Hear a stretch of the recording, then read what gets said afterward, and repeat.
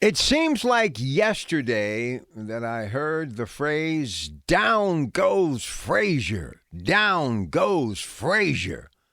Howard Cosell, as George Foreman knocked Joe Frazier from Philadelphia, the heavyweight champion of the world, down 6 times to capture the heavyweight championship. I was shocked to find out later during an appearance on The Tonight Show that George Foreman says he was petrified to fight Joe Frazier. And in all the years and every opponent that he ever faced, the one that frightened him the most was Joe Frazier. It proved to me that he was a mere mortal because I watched him literally knock fighter after fighter out on his way to winning Olympic gold in 1968 and then eventually the heavyweight championship.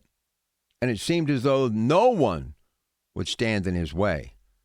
And then he decided to take on Muhammad Ali, and he said that he did it out of pity because Muhammad needed the money.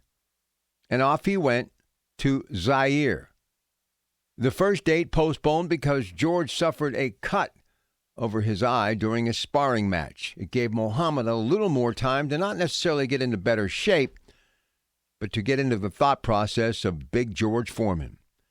And what he would later call rope-a-dope, he let George wail away until George had no more gas left in the tank. And Muhammad, quickly with a left-right combination, sends George Foreman to the canvas, and he goes on to recapture the heavyweight championship of the world. It was a sad day for those of us who respected George Foreman, but for me, my hero was Muhammad Ali, so it was a joyous occasion.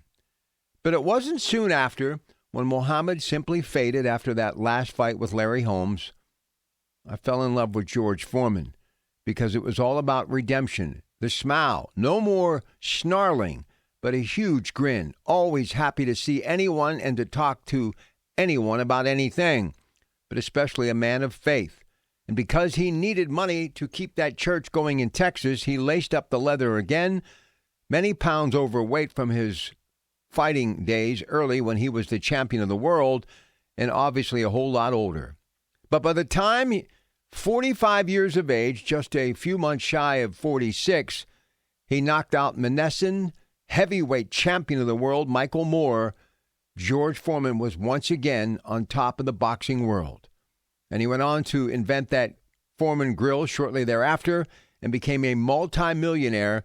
But even through all that money, he remained humble, and he truly was a legend, a man of faith, family, and one of the greatest athletes that the sport has ever seen.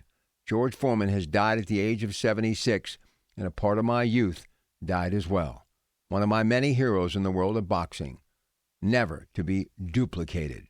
Big George Foreman, gone at 76.